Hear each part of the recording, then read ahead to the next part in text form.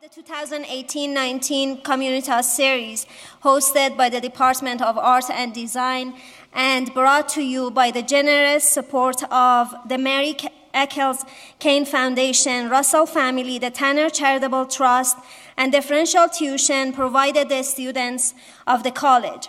I'm Fazla Sukhakian, professor of photography, and it is my absolute pleasure tonight to introduce the speaker, Rania Matar. But before I begin, I have a few reminders for you guys. So today is the annual USU Artoberfest, and it runs until 7 p.m. at the Hub. There are brats, homemade root beer, which I don't know what it is. So live music, performances by various diversity groups, and art to look at and purchase. So don't forget to take your wallet with you. The event is free, so enjoy, the event. Go after here. Also, visiting artist Tonja Torgenson's lecture next Thursday, October 11th at 5 p.m. in FAV 262 will be the final extra credit for the Communitas course. If you are enrolled in the Communitas course, please be sure to swipe your card on your way out this evening. And I would like to remind you guys to please silence your electronic device for the duration of the lecture and Q&A session. Anything that can create noise, just take care of it. So our guest lecturer, Rania Matar, Associate Professor of Photography at the Massachusetts College of Art and Design, is a leading figure in the world of photography. She is currently a Guggenheim Fellow. This prestigious recognition is awarded to individuals who have already demonstrated exceptional capacity for productive scholarship or exceptional creative ability in the arts. Only 175 individuals are selected from over 3,000 participants on an annual basis. Rania Matar was born and raised in Lebanon and moved to the US in 1984.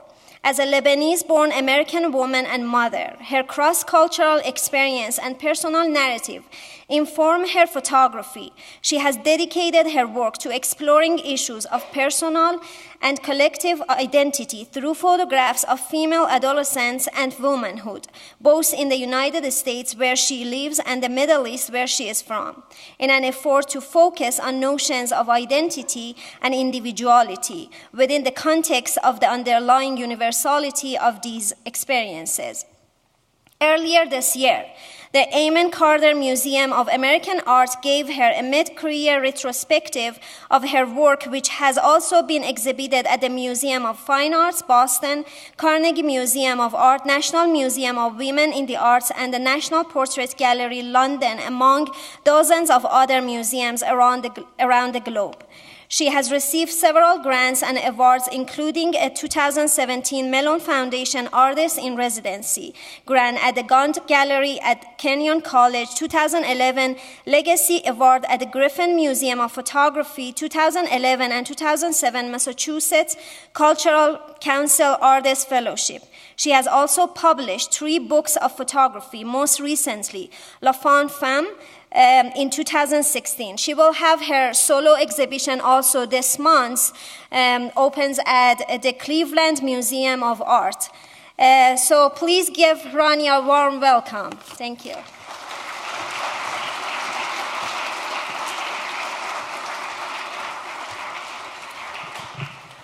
Hi, everyone. Thank you so much for coming. And Fazila, thank you for that great introduction. Well, thanks for everybody at the Kane College of Art and at Utah State for inviting me here. And thank you to Fazilat also for babysitting me for the last 30 hours. This was supposed to happen last January, I believe, and we had to cancel because I was very sick and had no voice. So I'm actually glad it happened when the weather is supposed to be better, even though it looks like I brought the rain. And I want to also thank Brian, because he was my initial contact, Brian Darby. He had invited me to speak at Kansas, at the University of Kansas a few years ago. And so it's thanks to him that I'm here, actually. So Fazila touched upon that, but I'm going to talk a little bit about my identity as it very much defined my photography and even the fact that I even became a photographer. I'm from Lebanon. I have Palestinian parents, and I'm living in the U.S., and I'm also a mother of 4 children. And I started I'm trained as an architect originally. The reason I actually came from Lebanon is the Civil War, and I went to continue my architecture studies at Cornell University.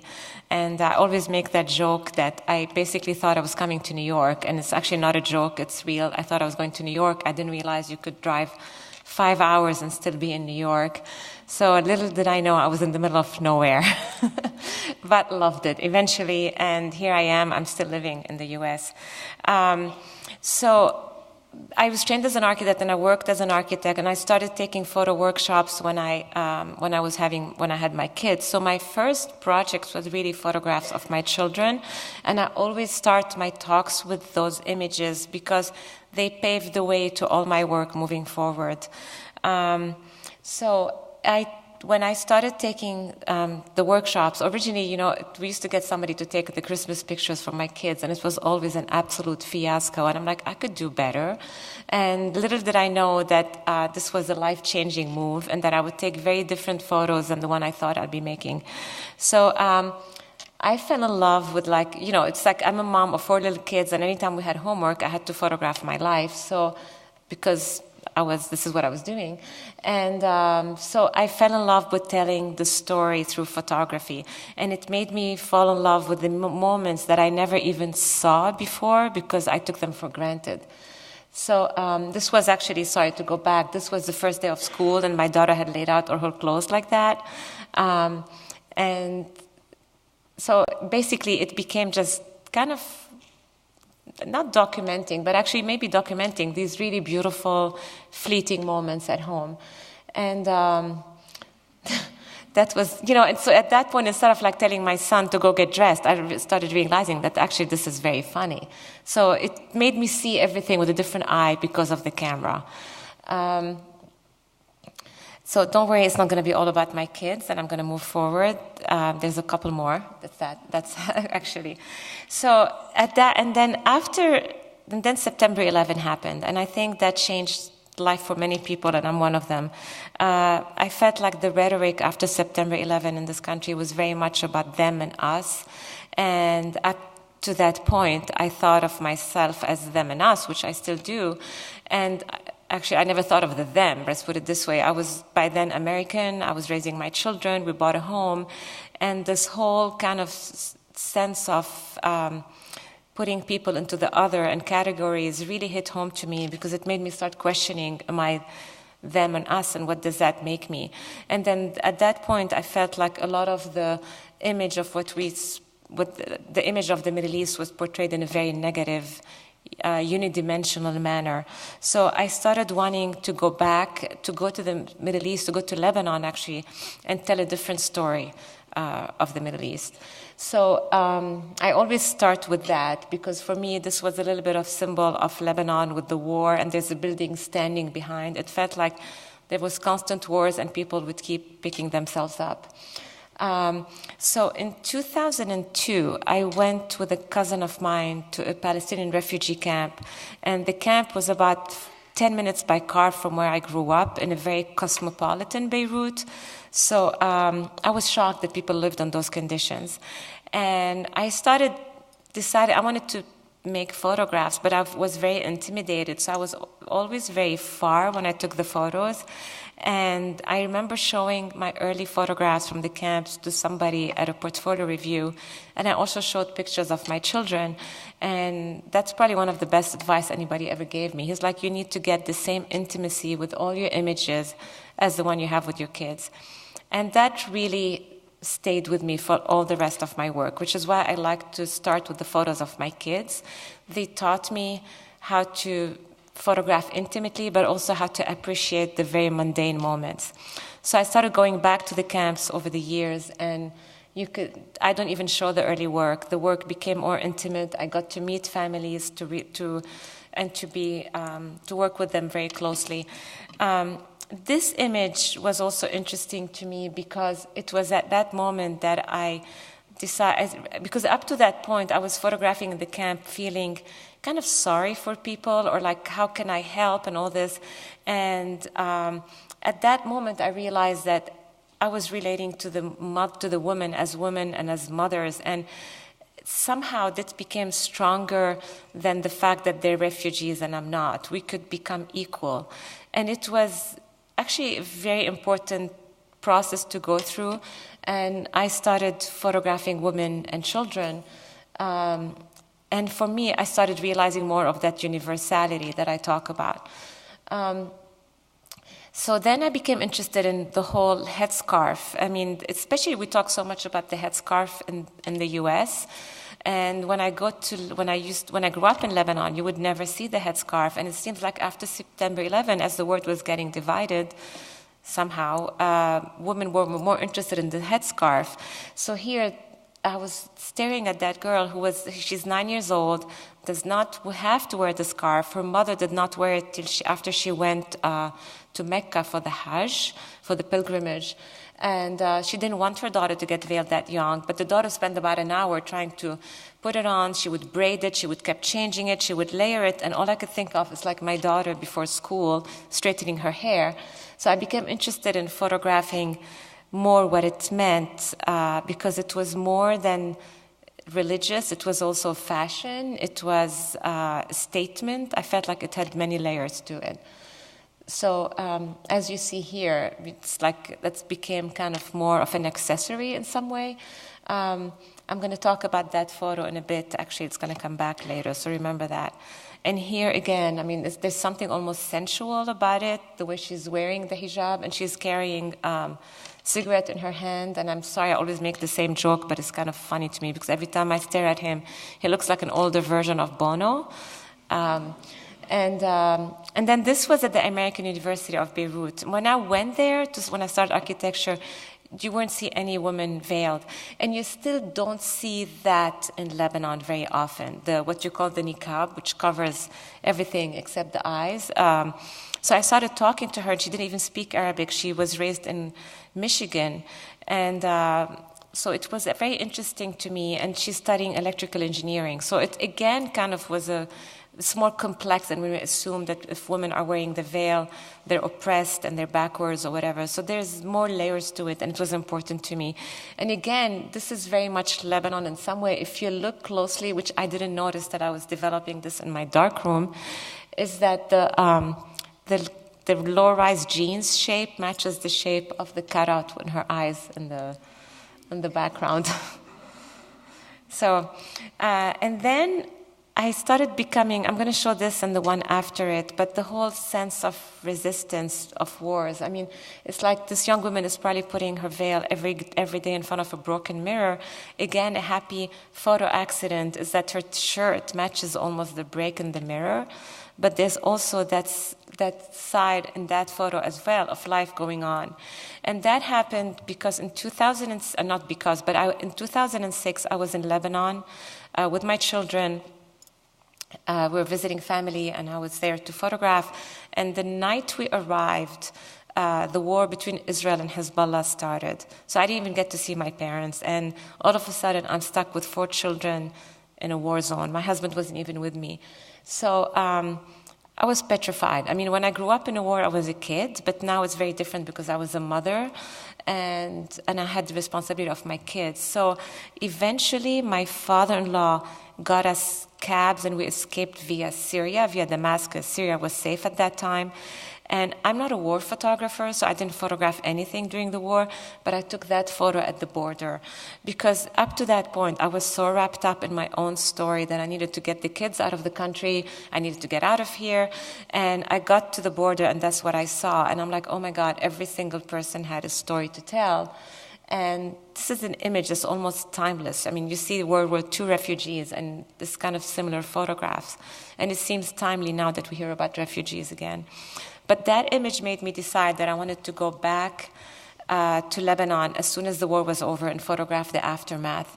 You know, when the war is happening, everybody's only talking about the war on the news. And as soon as it's over, the news moves on to the next subject and you forget about the war. But this is when it hits home for people. So this became the cover of my first book, actually, because for me this says so much about Lebanon. I'm not going to spend as much time on each picture, but I wanted to talk about this. I want to reset the timer, actually, because I don't know how to. So this image is, this is in the southern suburb of Beirut that was completely destroyed.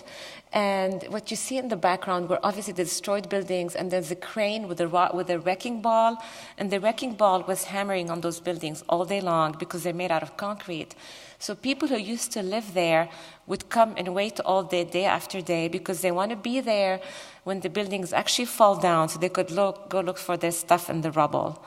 But for me, with the images, it's more about optimism. The woman is looking at her daughter, who looks like she's almost rising out of the ashes. And for me, that's so much about resilience and dignity and humanity. And for me, this is so much what Lebanon was like. It's like you pick up the pieces and you build your life again and move on. So again, this became the other one became the cover of my book. And the fact that she's wearing a Barbie T-shirt kind of added to the interest for me. So I called the picture by Barbie Girl. Here's a Spider-Man shirt if you look at it. But this is as well in the suburbs. And this is people would come and they would put all their chairs, like where their houses were, to just kind of reconnect with their neighbors. Now, again, on a photographic level, I realized later that the shape of her skirt almost matches the building on the upper left. And this is in southern Lebanon. Many foreigners came and organized camps for the children and the teenagers. So this girl was juggling, and the guy behind her is jumping rope, and there's like a soccer ball, and something about that moment was so bizarrely surreal, because what you see in the back are like rocket-blown walls. The walls are gone. But what's interesting for photo students here, for about a year, I printed in different photographs because I was so married to the moment of the balls in the air that I wanted to show them in the picture. And then for some reason, I went back to my contact sheets a year later, and I realized it's a much better image. You don't need to see the balls. I just call it juggling, but the mysteriousness of it makes it more appealing, I guess. So it's a lesson for you to always go back. Don't throw away unedited work, especially if it's digital. Don't delete the work. You might have gems hidden in there. So if I want to think about my top 20 images ever, that's probably one of them, and I almost missed it altogether. So I'm going to keep going a little bit. So this is, again, a woman overlooking the destruction of above her house. And that was a very funny moment. If you look at that image, there was an event that was supposed to be happening, and these are women who were kind of, if you want to call them Hezbollah women. I got permission to go photograph. There was an event that was going to happen, and it started raining, so it got canceled, and somebody gave them newspapers, and all of a sudden, I just saw that, and it was priceless. So I started photographing, and I still don't understand what that woman was doing in between them, but for me, what's funny is the one covering her face is the one who's actually not covering her head. So just to say that. But there was something about that purse hanging as well that made it kind of brought humor to it. And then I became interested in photographing nuns, because Lebanon is a country of many religions, and you have a large percentage of Christians. And I started thinking about the whole notion of head covering that we're so obsessed with in the West, and why is it okay when the nuns are covered and not Muslim women? And these are Greek Orthodox nuns. And again, for the photo students, sometimes you never know your limits of what you could get by. So I started photographing, and I was a little further away, but I'm in their face, right? And nobody said anything, so I would take a step closer, and eventually I got this picture, and I took prints for them the following time I visited, and I thought they would hate it because it's not very flattering. All they care, it's why is it black and white? So that was a funny thing. And this is in a convent, and this is one of those images that was I had, we were talking today in Fazilat's class about the decisive moment.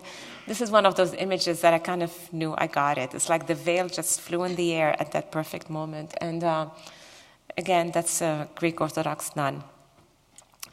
I kind of end with that photo for this project because I was starting in my head to be interested in my next body of work, which was a girl in her room, about teenagers in their bedrooms. And that was kind of the in-between picture. This never made it to my book because it was later, and it's actually one of my favorites for this project. The brother did not want to be in the photograph, so he kind of stepped behind me thinking he's not in the picture. And he didn't realize that he actually made my picture. So at some point, this work became a book that's titled, the earlier work, Ordinary Lives, and it's about, it included the 4 bodies of work, which is the aftermath, the refugee camps, the veil, and the Christian life of Lebanon.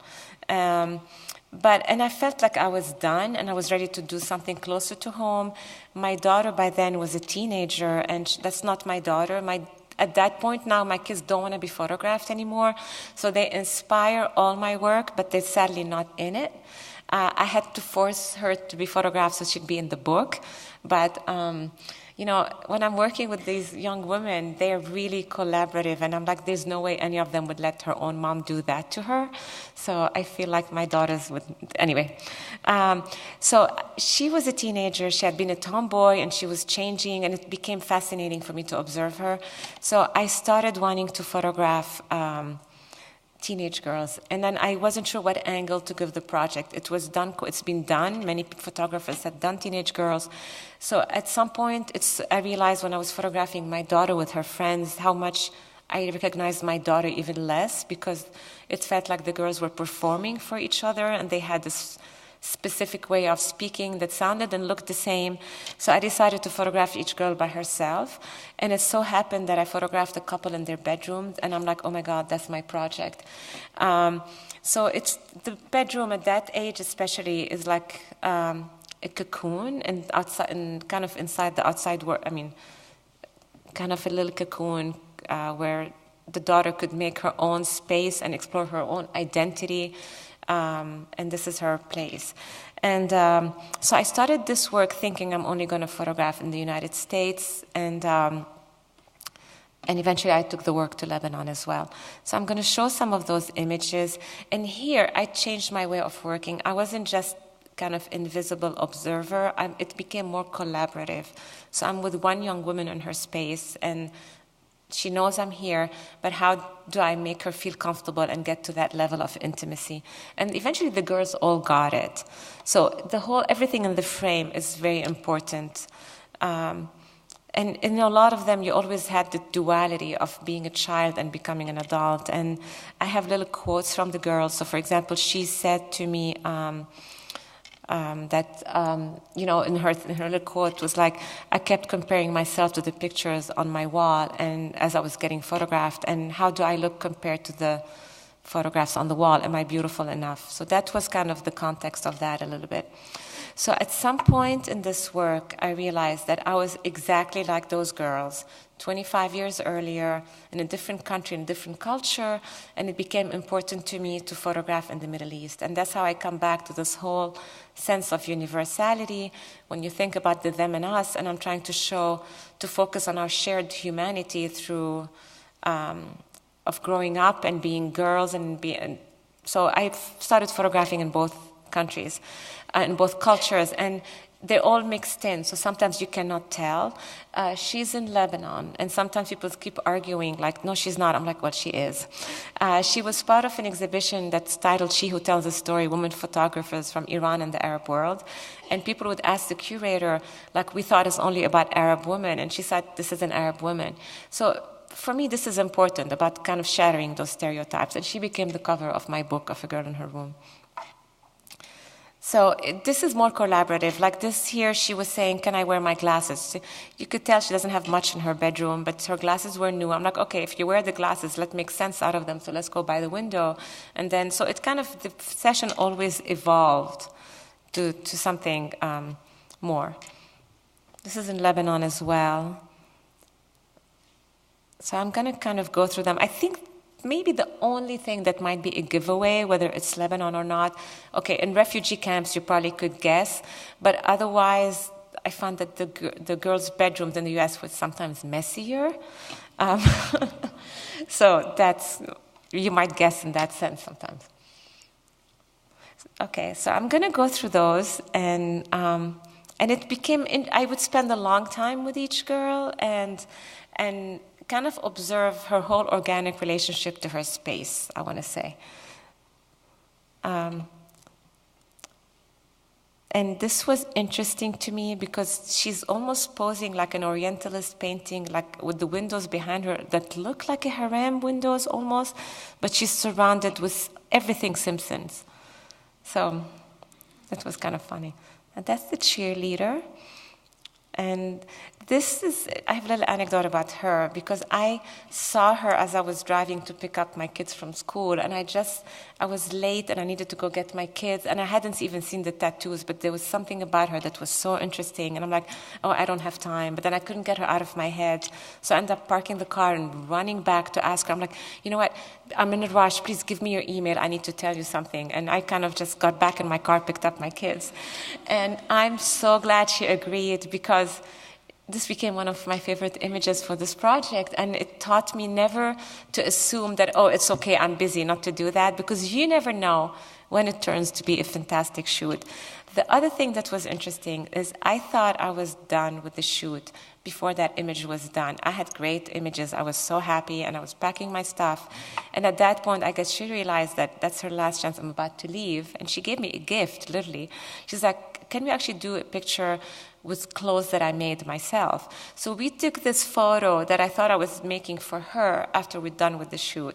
So that's another learning lesson for me. It's like, to kind of push it a little bit. Sometimes when you think you're done, you're not. And here you see how her hand, like the tattoos on her arms match the curtain.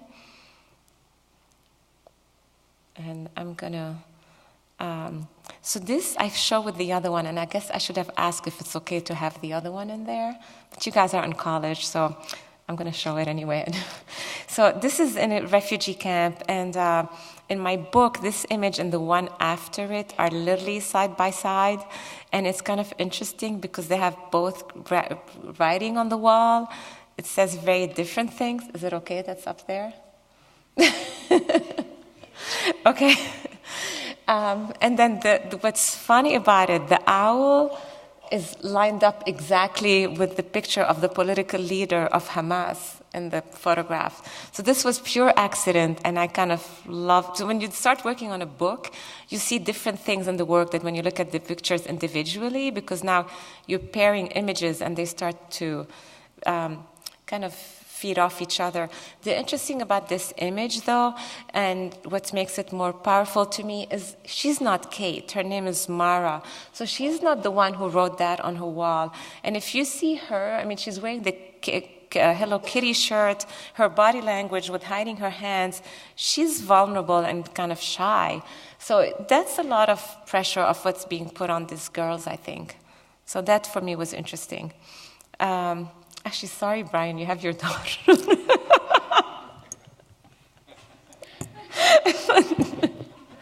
Okay. This is in a refugee camp. And for me, what was interesting about that image, everything about that photo is actually bad lighting. It's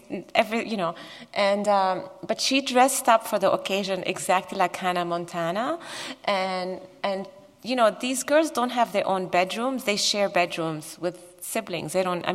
So she made what she personalized with her closet, and she had Hannah Montana, and she actually struck the same pose at Hannah Montana, so I thought that's something endearing about it. And her quote to me was, I hope to be famous one day. My idols are Selena Gomez and Hannah Montana. And here, this is in Lebanon as well, and her room was very bare, but she was very interesting. And she said I expressed myself in my sketchbook. So this kind of evolved from there. And this one is basically a big mess. And I had been photographing her for about an hour, and I lost my shoes and the cover of my lens. And then I'm like, Emma, your room is on the floor. And actually, I'd be walking on things, and things would... I feel like I might have broken something. She's like, oh, don't worry about it. So I'm like, okay, can you lay down there? And I kind of went on a stool, and this was the image I picked.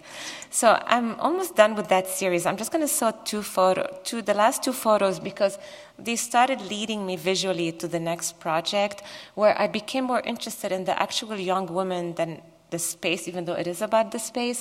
But for me, what's the best part about that image is how she's holding her foot. I found that there's something very kind of touching and vulnerable about it. And then here, about what's happening with the toes.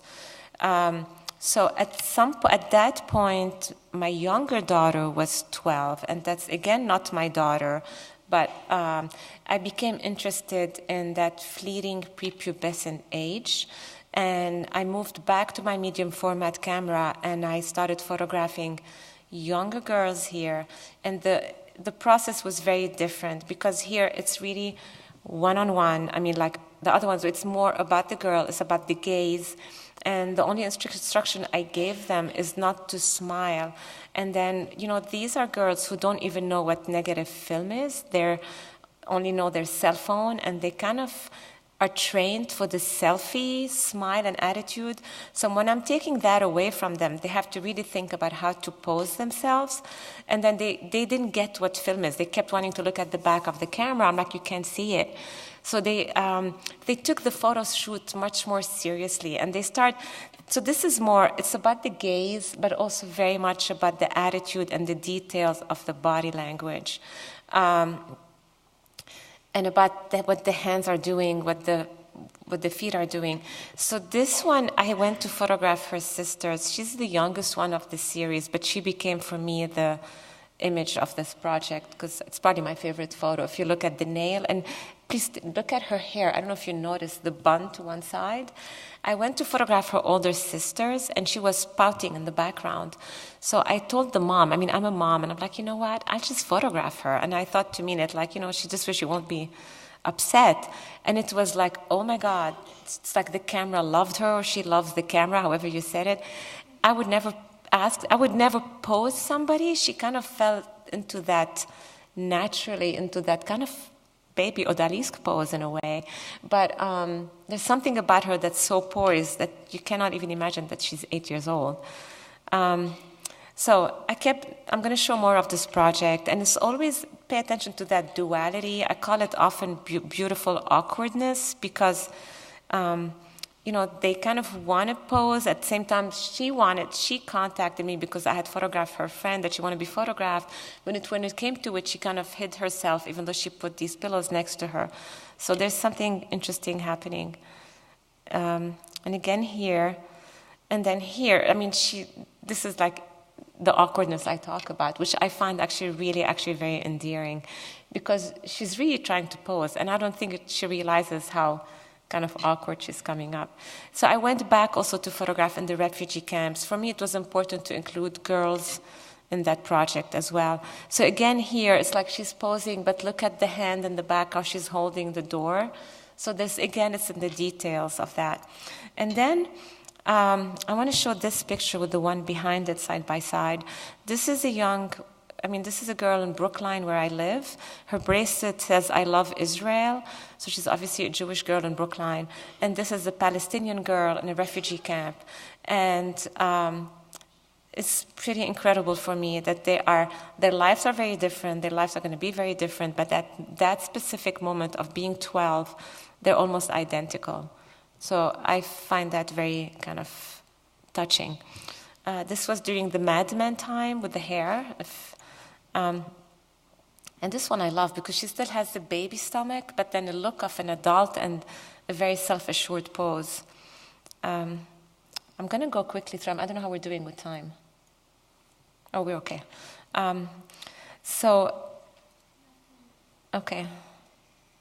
So I'm going to go through those pretty quickly because I want to get to the next one. Because I started photographing now the same girls 4 years apart. And I don't usually present, they don't have to be diptychs, but for this I think it was important. So in those, the girls were photographed for my project on La Femme Femme. And just as a small anecdote, how did the title come? It's a French expression when you say l'enfant femme that doesn't translate the same way to English. Like if you say child woman, it has a different connotation. My daughters was sitting one time watching TV in Lebanon. My father-in-law came and he looked at her and he's like, oh my God, look at her, l'enfant femme. And I'm like, that's my title. Because it's like this moment where as the body's changing, the whole attitude start to change. And they're still very much little girls, but they're trying, part of them are starting to be aware of their femininity and the fact that they're growing up and the images they're bombarded with in the media. Anyway, so now I started following the girls I'm able to find. And I just rephotographed her this past summer for the third time. I don't have it scanned yet. So that was kind of interesting. And her too, I just photographed her as well. And that's in the refugee camp. And this is the image that you've been seeing everywhere. So now you could see the same girl 3 years later. What was interesting is like she looked like she owned the world when she was 9. And then at 12, probably after puberty, she's more, even though she's dressed for the occasion, you could tell by her body that she's more closed off and self-conscious. And that was interesting because her parents bought the photograph, so it's literally there, so you could see. And for me, it's very much about what she does with her feet and all of them. So I'm going to go. And that's the same girl. And remember her because she's going to keep appearing many times in my work. I photographed her from my first project. She's in my first book, Samira, in the refugee camp, when I photographed that family since she was 4 years old, and I built a relationship with them. And here what was cute is she wore the same dress, but I liked that it was a different season. And you know, as she's getting taller, you see how the dress is now shorter on her. So now, speaking of the passing of time, remember that photo? I tried to find them many times over the years, and I couldn't. And then this summer, it was kind of it was last year, before I go to Lebanon, I'm in a cab to the airport, and I get tagged on Instagram with that photo. Like, we did this photo with Rania Matar 10 years ago. I'm like, oh my God.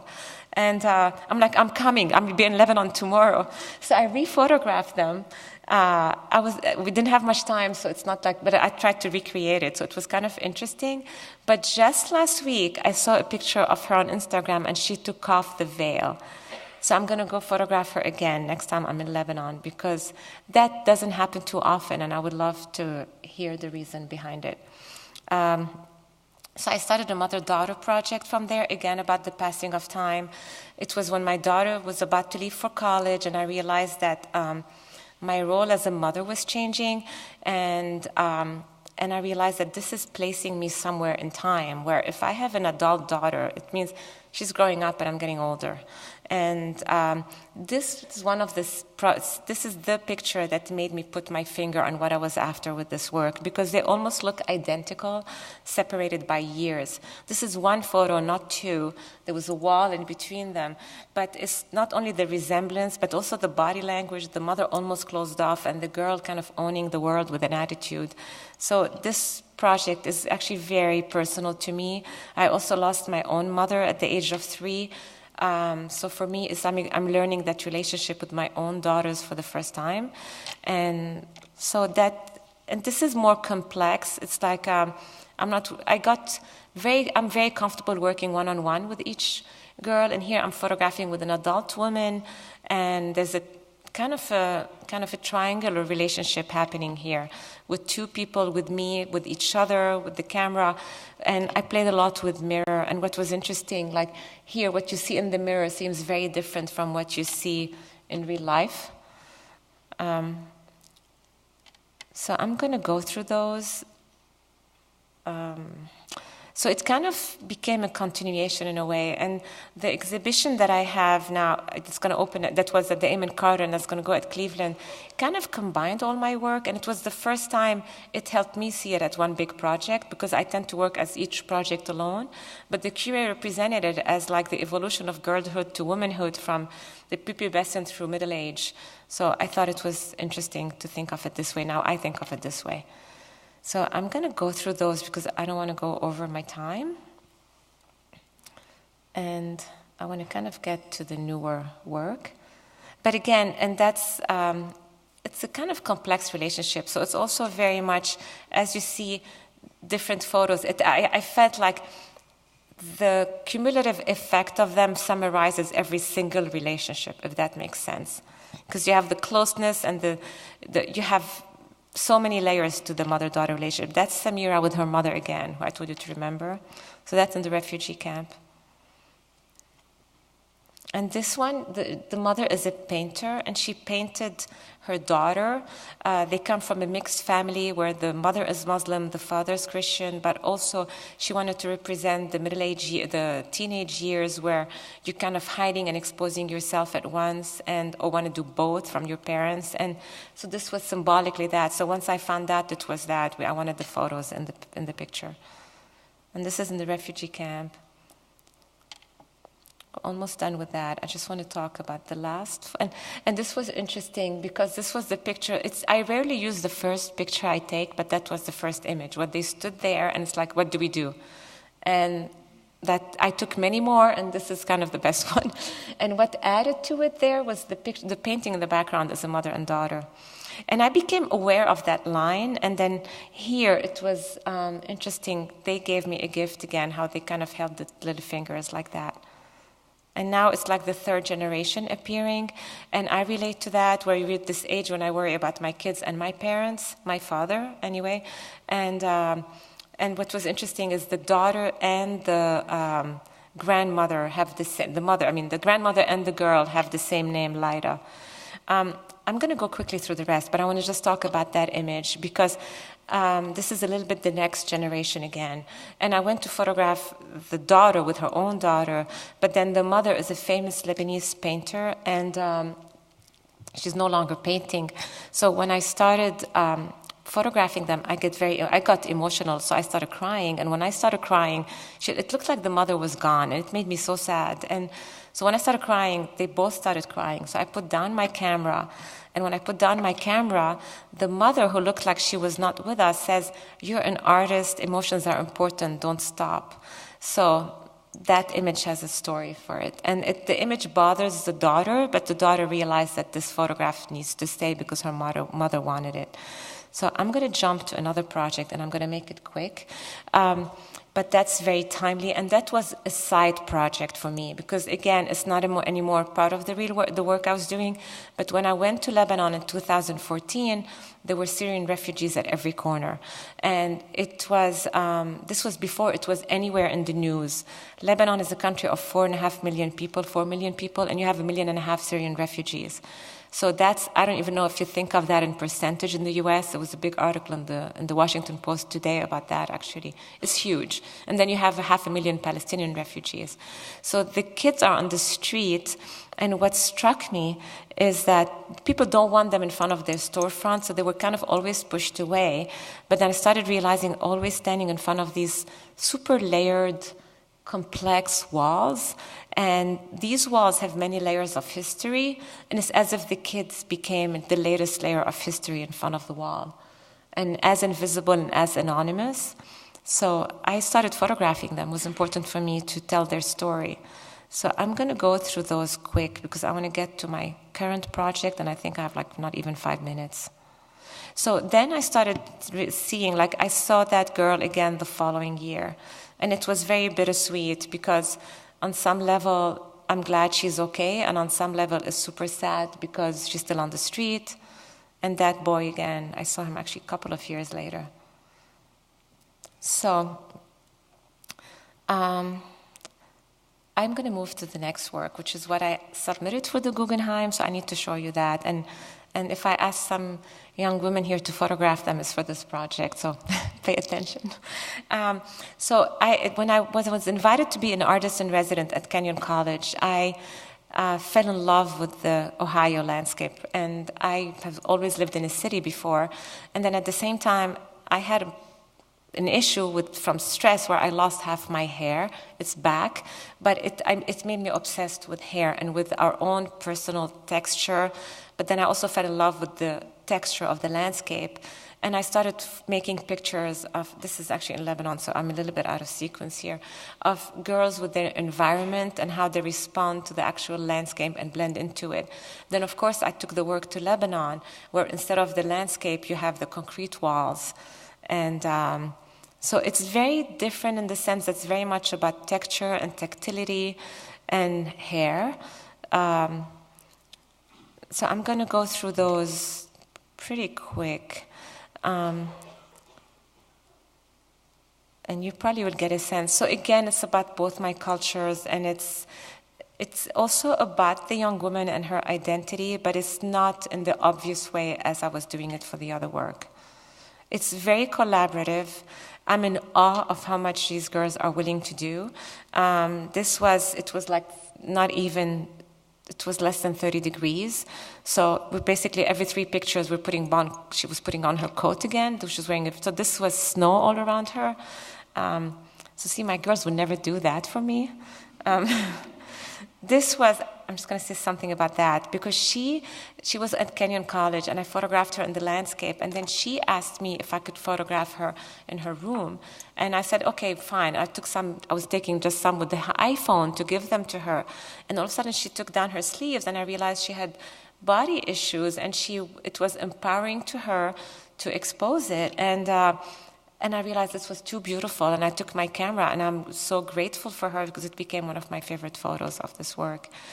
She looks like a Botticelli painting, and she actually ended up posting the photo on Instagram with the hashtag #BodyPositive.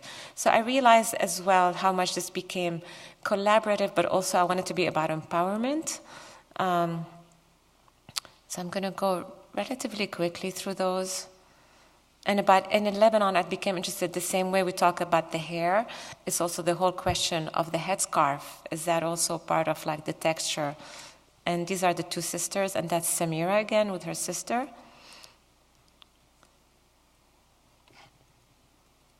And that's brand new from this summer. That was one of the Ohio one. So again, and it's like here again, this is her horse. We went to Marlborough, Connecticut for that shoot because she wanted to be with the horse. So it always develops very gradually. So I spent a long time on these shoots to get to where we are. And that was, again, like a complete, like the stars aligned for me in a way I couldn't even hope for. I mean, we went to that place to photograph because I had run earlier in the morning and I loved the space. I had never noticed the pink flowers till I saw her with me. And it was just perfect. And I'm going to end with that photo because this is Samira, the same girl, and she asked to be photographed outside the refugee camp, so for me that was actually pretty special to go out of the camp with her and photograph her in somewhere where she was really happy. And so again, this is what I'm going to end with. Okay, perfect on time. So, thank you.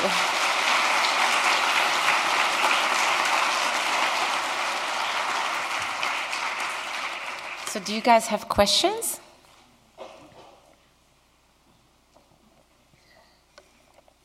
Anyone? Oh, come on. Somebody has to ask a question. Yeah, thank you.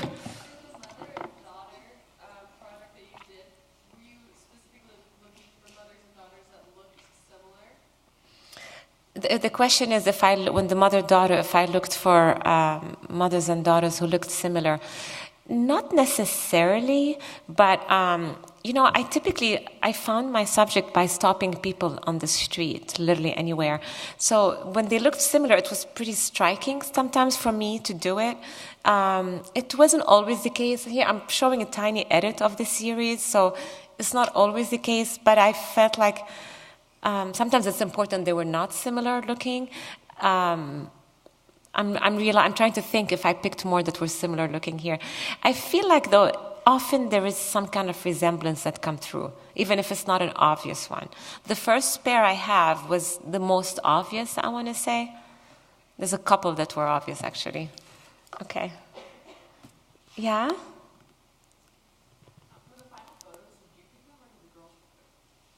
Oh, she's asking if I pick the photos, if the girls pick the photos. I always pick the photos. We're just talking about that today, actually, in the photo class.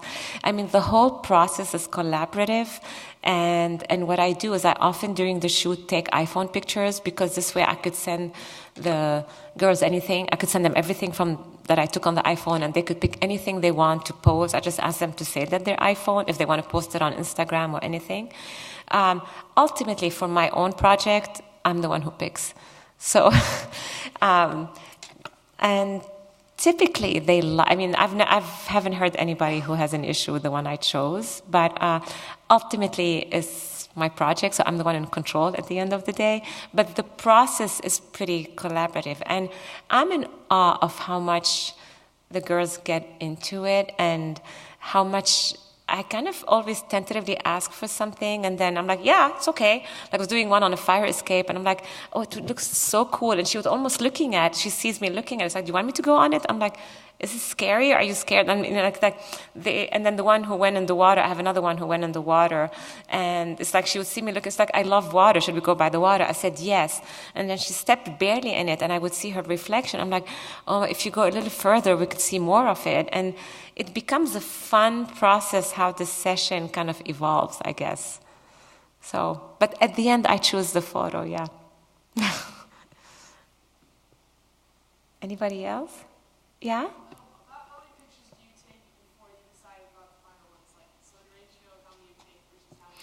You know, it actually really depends on the girl in her room. I was shooting digital. It's my only project in digital, and I really wanted the girls to get comfortable, and I tended to shoot more.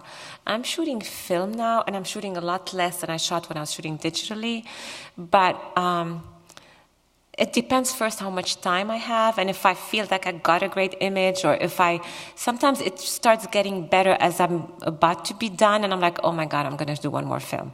You know, so I try to be flexible with that, and I have to say, the Guggenheim is a nice gift in that sense because they're giving me money to do my project, so I'm not being cheap with film. Like if I have to shoot more, I am shooting more, but not as much. I don't know, sometimes I might shoot a couple of rolls of 20 images each, of 10 images each, only 10 pictures for a roll, it's medium format. Sometimes I might do 4. A couple of times, if it's a really great shoot and we go to different spots or whatever, I might even do like 6 or 7. So I kind of carry more than I need, and I kind of decide on the spot. Yeah?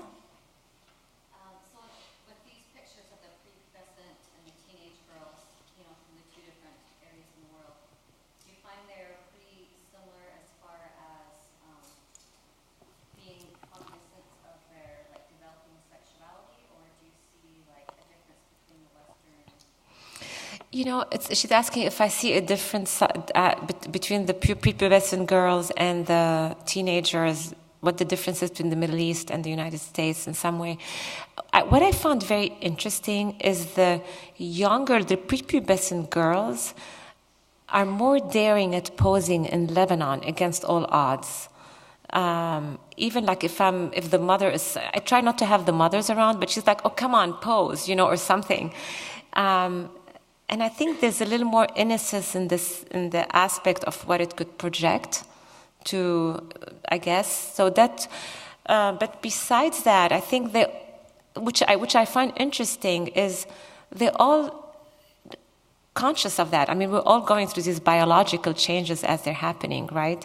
Their lives are different, but ultimately on the personal, emotional, all that sexual level, we're all going through those changes. I think if you go to very high, I would say higher income areas of Lebanon that looks like you're in Europe, people express their sexuality the same way. They might be more active sexually as well, just like in the US, or the same. In refugee camps, it's probably more modest and more conservative. So that would be the difference, I would say. Sorry. What you learned in the process of taking your photos?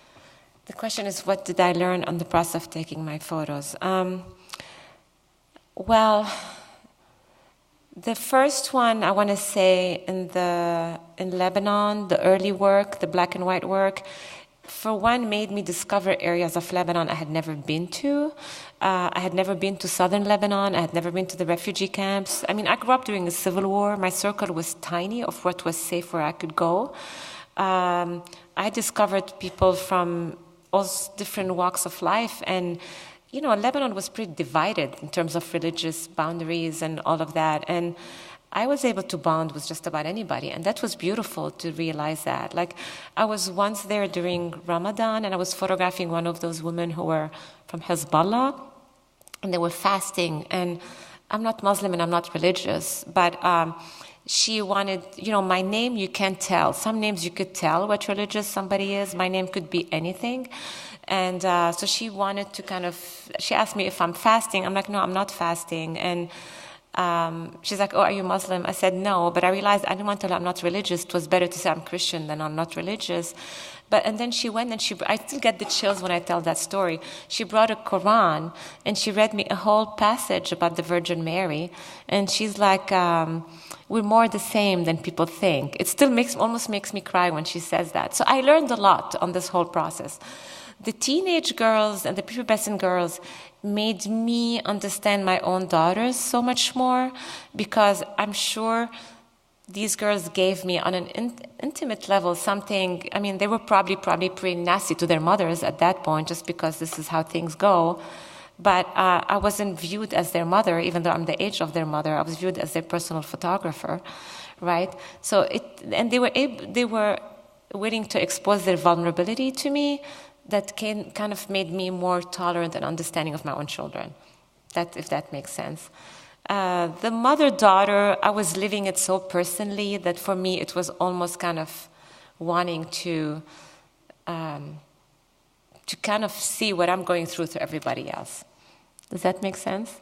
And the new work, I'm completely still exploring. I mean, I'm having fun with it. I don't know how to talk about it as much as the work that I've lived with for a while, and it's been edited. It's still happening as we speak, so the edit keeps evolving. So we'll see. But does that answer it? Okay. Oh, you had a question.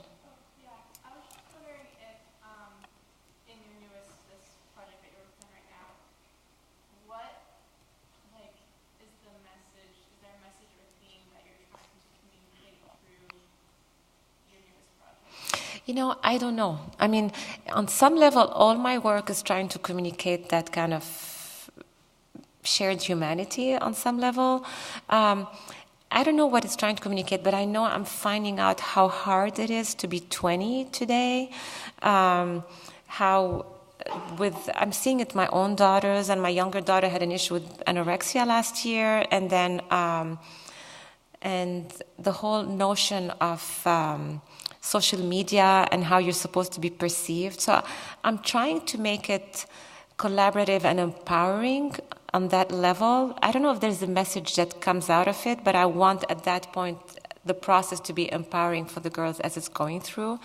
So it's more of a shared experience as we're doing it. And I want them to feel beautiful as they are, so I'm kind of letting it happen as it's happening. Does that make sense? Okay. I can't see, somebody has, yeah. So as you're performing these shoots and concentrating on an individual girl for each piece, do you tend to have to take mostly professional time arranging each scene, or are you able to find personal time to get to know them individually? It's interesting. I'd like to start shooting almost right away, and I don't like to know too much before I start, but I know a lot by the time I'm done, always. And it's actually a beautiful process that evolves as it's happening, because I don't talk as I'm shooting, but I'm always changing the film and putting the camera down, and then we have a conversation and observing the person as this is happening. And then it evolves that way. I mean, I just did a shoot recently at Kenyon College, and it was actually the young woman herself told the school that she'd like to meet with me. I had no idea who she was or what her name was, so I had literally in my calendar, meet with student. And she came, and it was interesting. She had very short hair. She wanted to be called they. She wasn't sure. I mean, and she had a space in mind. So we had to I followed her lead of where to do the shoot, and we had to walk a little bit to get there. So I learned a lot about her on the way. So I think every shoot is a little different in that sense. But what was interesting about her specifically is because I knew that, we did shoots that she brought different clothes, and we did some that were very feminine and some that were less. And it was interesting how her whole demeanor changed depending on the clothes she was wearing. So I really let it evolve. I don't want to go with knowing too much beforehand. Does that make sense? It does. Thank you. Sorry, I forgot to repeat your question. I was supposed to repeat the question. But everybody heard it?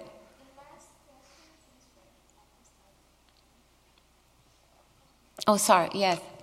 So if you'd like to share, what would you say the hardest lesson is that you learned from these projects?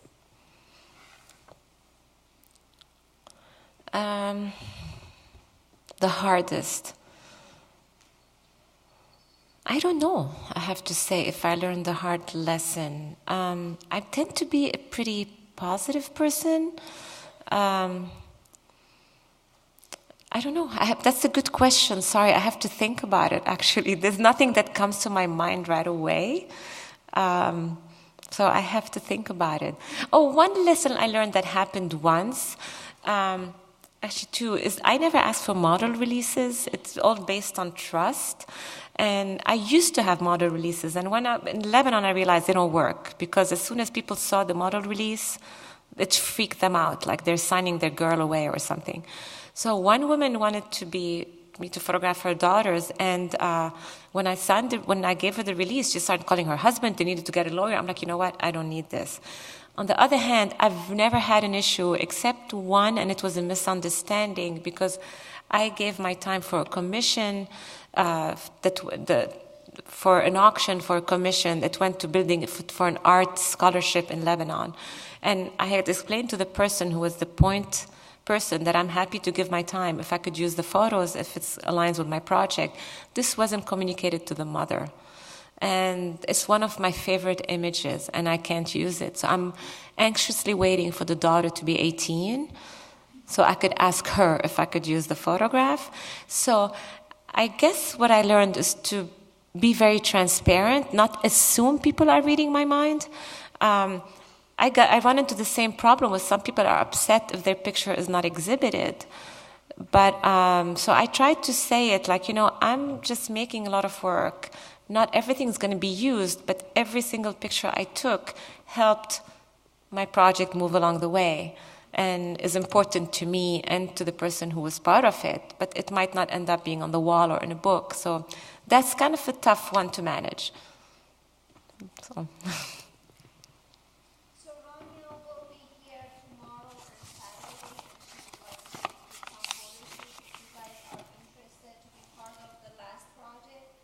Yeah, let me know. Don't be shy. Okay, thank you.